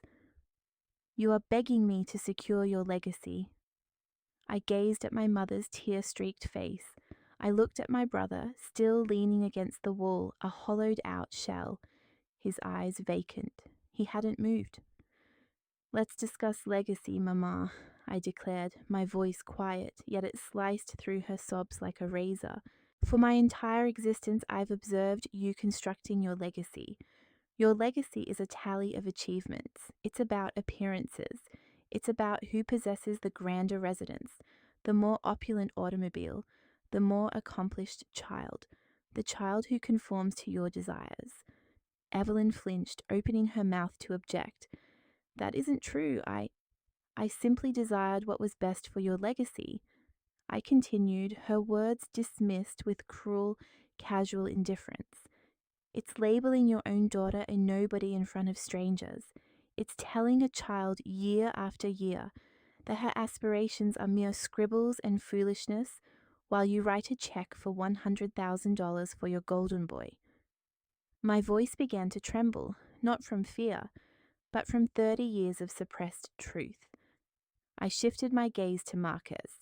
He refused to look at me, his eyes fixed on the carpet, a pathetic effigy of a man and his legacy. I posed a question to the room. Do you wish for me to salvage his legacy? His legacy is deceit. His legacy is a Ponzi scheme. His legacy is betraying his investors and attempting to pilfer from his own sister to cover his tracks. His legacy is failure. The very thing you spent my entire life accusing me of. He didn't mean it, Evelyn shrieked, a reflexive response. He was desperate. It matters not what he intended, I stated. It matters what he did. You too, your entire family's legacy is constructed on falsehoods. It's built on propping up the favored child at the expense of all else. It's built on maintaining a favorable image regardless of who suffers. That is not a legacy, Mama. That is a malady. I took a step back, finally completely liberated from her world. Do you wish to comprehend my legacy? I inquired. I am forging it at this very moment. My legacy is NIA. It's a company I built from nothing, without assistance, and in defiance of you. My legacy is the art that resonates with people. My legacy is the foundation I intend to establish to support other young artists, other young Black women who are informed they are nobodies by the very individuals who should be uplifting them. I shook my head, a final somber finality settling upon me. I cannot utilize the legacy I've constructed on honesty and diligent effort to preserve the one you've built on favoritism and fraud. They are incompatible.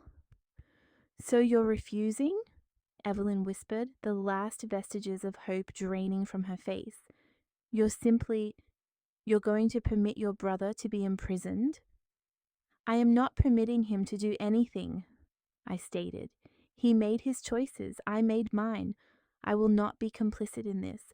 I will not have my name, Imani or Nia, associated with your quagmire. You constructed this legacy, Mama, you and Marcus. Now you shall own it. A new terrible silence descended upon the room. Evelyn simply stared at me, her face a mask of ruined makeup and raw desperation.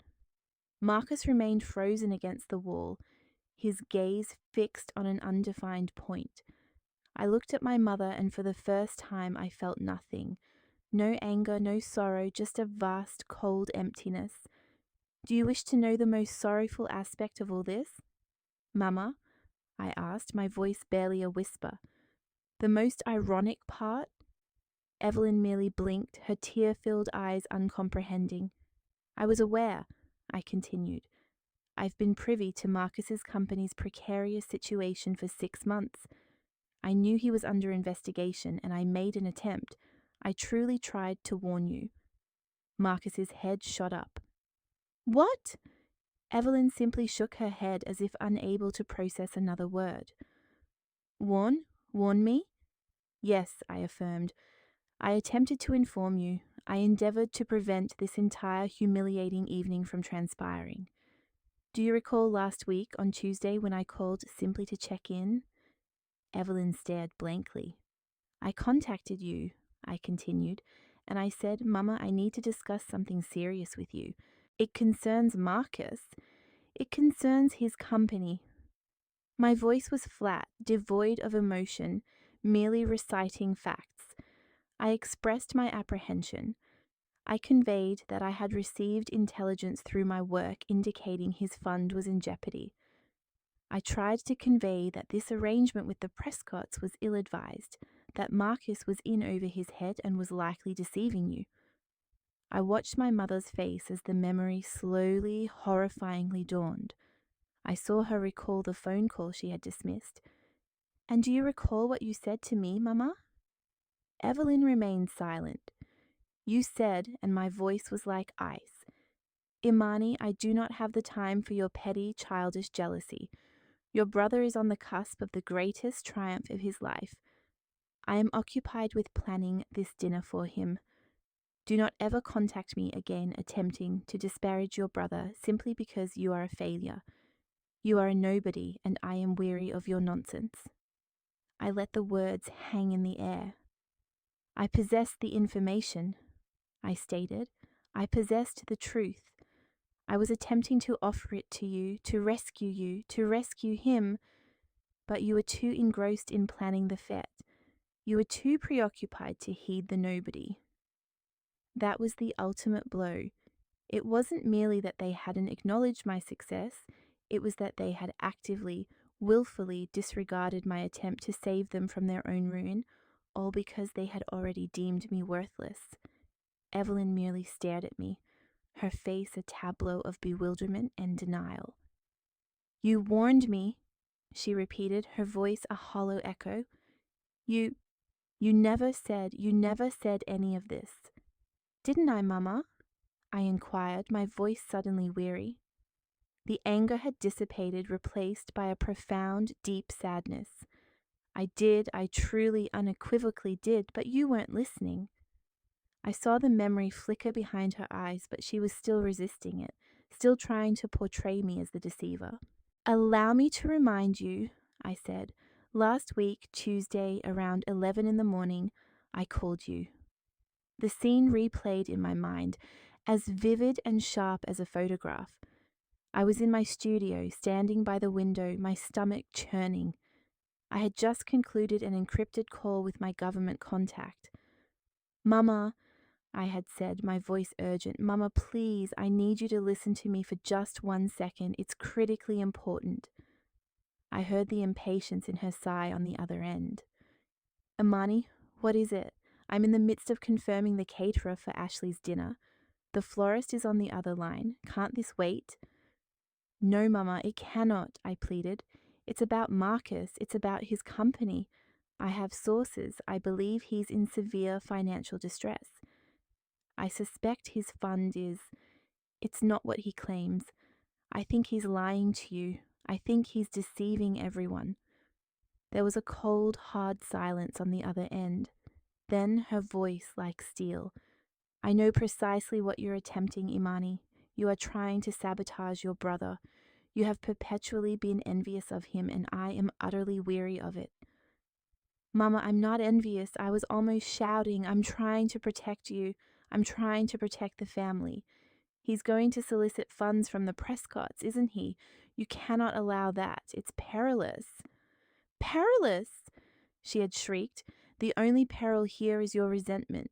Your brother is on the precipice of the most significant success of his life. I will not have you be a failure. Do not call this household an attempt to undermine him. Do you comprehend me? Never contact me again with this poison. I am occupied. Goodbye." The click of the phone hanging up had echoed in my ear. Now in the dining room, I looked at her ruined, stunned face. "I had the information," I stated, my voice faltering just once with the memory of that final cruel rejection. "I had the truth. I was attempting to impart it to you. I was striving to shield all of you from this, from him. I was endeavoring to avert this entire humiliating evening from ever occurring." I shook my head, the last tear I would ever shed for her tracing a path down my cheek. "But you were too occupied confirming the caterer. You were too preoccupied to listen to the nobody." I placed my empty wine glass on the table. The faint clink of glass on wood was the sole sound in the entire room. Mama Evelyn remained standing, her mouth agape, her face a ruined mask of dawning, horrified realization. She was replaying that phone call from the previous week, her own voice echoing in her mind. I am occupied. Do not contact me again with this poison. Marcus was a phantom. He was still leaning against the wall, his eyes vacant, staring at the floor. He hadn't moved since I revealed my knowledge of his illicit activities. He was a hollowed-out husk, the golden boy facade shattered, revealing only the fraud beneath. I regarded them one final time. My mother, who had labelled me a nobody. My brother, who had deemed me a failure. The two individuals who, throughout my entire life, had defined me by my perceived worthlessness. They were broken and I felt absolutely nothing, just a profound, cold, quiet sense of liberation. I turned and walked out of the dining room. I did not hurry. I proceeded calmly into the foyer, past the expensive artwork my mother had acquired, art that I, as Nia, knew was vastly overpriced. I located my simple black coat hanging on the rack where I had left it. As I slipped it on, I heard a sound. Imani! It was my mother's voice, a choked, terrified whisper emanating from the dining room. She had finally moved. It was a question, an appeal. Are you truly leaving? Are you truly doing this to us? I paused at the front door, my hand on the handle. I glanced back, not at her, but into the warm, opulent glow of the house. You asked for my counsel, Mama, I stated, my voice clear in the silence. I provided it. I turned and in a softer tone added, Good luck with the federal investigators. Then I opened the front door and stepped out into the crisp night air. I didn't run. I walked calmly down the stone pathway, past Marcus's ostentatious BMW, past my father-in-law's white Mercedes. I didn't look back. I could sense their stunned, shattered silence radiating from the house, a black hole of their own creation. I reached the street and walked 2 houses down to where I had discreetly parked my car. It wasn't the 2018 Honda Civic I had claimed to drive. That was merely a rental I used when visiting home. My vehicle was a Rivian R1S, a custom-painted midnight blue electric SUV. It was silent, powerful, and cost more than Marcus's entire legacy fund had ever been worth. It was the vehicle Nia drove. I pressed the fob. The headlights flashed a silent, pure white light. I opened the door, got in, and sank into the custom-designed vegan leather. The high-resolution screen illuminated, welcoming me. The engine ignited with an unnerving silence. I eased the vehicle from the curb, the tires barely a murmur against the tarmac. A fleeting glance towards my mother's residence as I rounded the bend revealed them, still fixed in the dining room tableau. They were like sculptures in a private gallery of their own deceptions. I steered away, their house shrinking in the rear view, and steered towards my genuine existence, leaving them behind. The repercussions were swift and devastating, precisely as David Prescott's quiet withdrawal had foreshadowed. The carefully constructed facade of familial prestige, meticulously built by my mother and brother upon a bedrock of falsehoods, disintegrated completely in under 2 weeks. Marcus was the first to fall. A mere 7 days after that fateful dinner, federal authorities descended upon his office. It transpired that David Prescott, possessing considerable influence and now a key informant regarding an attempted scheme to acquire funds for a fictitious enterprise, had made a crucial telephone call. The Department of Justice's inquiry, which had been progressing discreetly, was suddenly expedited. Marcus was apprehended at his workstation, observed by his few remaining subordinates. The accusations levied were wire fraud, conspiracy, and operating a fraudulent investment scheme. The incident garnered local media attention. His enterprise, the Marcus Harris Legacy Fund, collapsed overnight. With the federal charges publicly disclosed, the other defrauded investors emerged, initiating a substantial class action lawsuit. The company was declared insolvent within days, its assets completely frozen. There was nothing left to salvage. Yet Mama Evelyn, in her misguided and desperate allegiance, had attempted a last-ditch effort. In the intervening days between the dinner and Marcus's apprehension, she had resorted to an extraordinary measure. She had secured a substantial second mortgage on the family home, the very property she considered a testament to her social standing.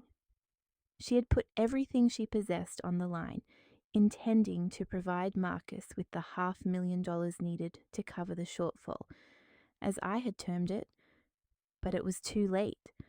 The funds were confiscated by investigators, deemed proceeds of illicit activity. And with Marcus's venture defunct, Evelyn had no means to meet the new mortgage payments. The bank initiated foreclosure proceedings. The house was lost. Ashley, predictably, acted with the shrewdness of any seasoned legal professional. The day following the dinner, she unilaterally terminated the engagement. The engagement ring was returned. She severed all contact with Marcus and my mother across every communication channel.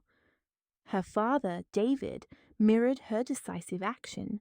He dispatched a formal legal notification to my mother's residence, formally dissolving all professional and personal associations, and unequivocally stating that any future attempts at communication would be construed as harassment. The network Evelyn had so assiduously cultivated, the one she had belittled me for, vanished in an instant. 6 months elapsed, and I found myself on a brightly illuminated platform, not within my mother's stifling dining room, but in a gleaming new edifice, alive with anticipation and optimism. The air was fragrant with the scent of fresh paint and new technology. This marked the grand inauguration of the NIA Center for Afrofuturism, a cutting-edge facility for technology and the arts, which I had personally financed and constructed in the heart of my former community. The very neighborhood my mother had been so eager to escape. The venue teemed with local youths, community leaders, and members of the press. This time they were fully aware of my identity. For a considerable duration, I stated into the microphone, my voice steady and resonant. I was informed that my artistic pursuits were mere distractions, that my aspirations were flights of fancy. I was told that because I was reserved, because I did not conform to a particular definition of success, I was inconsequential. I observed a familiar countenance in the front row, Ashley. She was no longer attired in designer wear. She appeared focused, poised, and content. Following the annulment of her wedding, she had departed her father's firm, seeking a more meaningful endeavor. She now served as the chief legal counsel for my new foundation. She offered a smile and an encouraging nod. They were correct on one point, I continued, addressing the expectant young faces in the audience. I am indeed nobody. Nia itself is a Swahili word signifying purpose, yet it also phonetically echoes no one. I selected this name because the most impactful innovations frequently originate from those who are overlooked. The quiet individuals, those who are disregarded, ignored, and told they lack significance. I moved towards a digital display adorning the wall, showcasing my latest creation. It was an intricate and captivating depiction of a black queen, her regalia fashioned from lines of code, her diadem a celestial arrangement of stars. My family, the one into which I was born, believed that heritage was defined by a name etched onto a building, by one's connections, by the extent of one's borrowed capital. I touched the screen, and the artwork pulsed with light. But this, I declared, this constitutes a genuine legacy. It involves equipping the subsequent generation of nobodies with the instruments to construct their own futures. It ensures that every introspective child, residing in a modest dwelling, who is told their imaginings are mere doodles, possesses the requisite hardware, software, and support to emerge as the next Nia. I directed my gaze towards the lens of a local news camera. They referred to me as a nobody. They were accurate. I am Nia and we are omnipresent. This narrative offers a profound lesson in self-worth.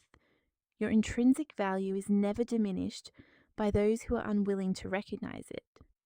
Imani's family disparaged her as a nobody and mocked her artistic inclinations as doodles, all while celebrating her brother's fraudulent dealings. They were so consumed by their own avarice and obsession with status that they failed to perceive the multi-millionaire prodigy seated among them.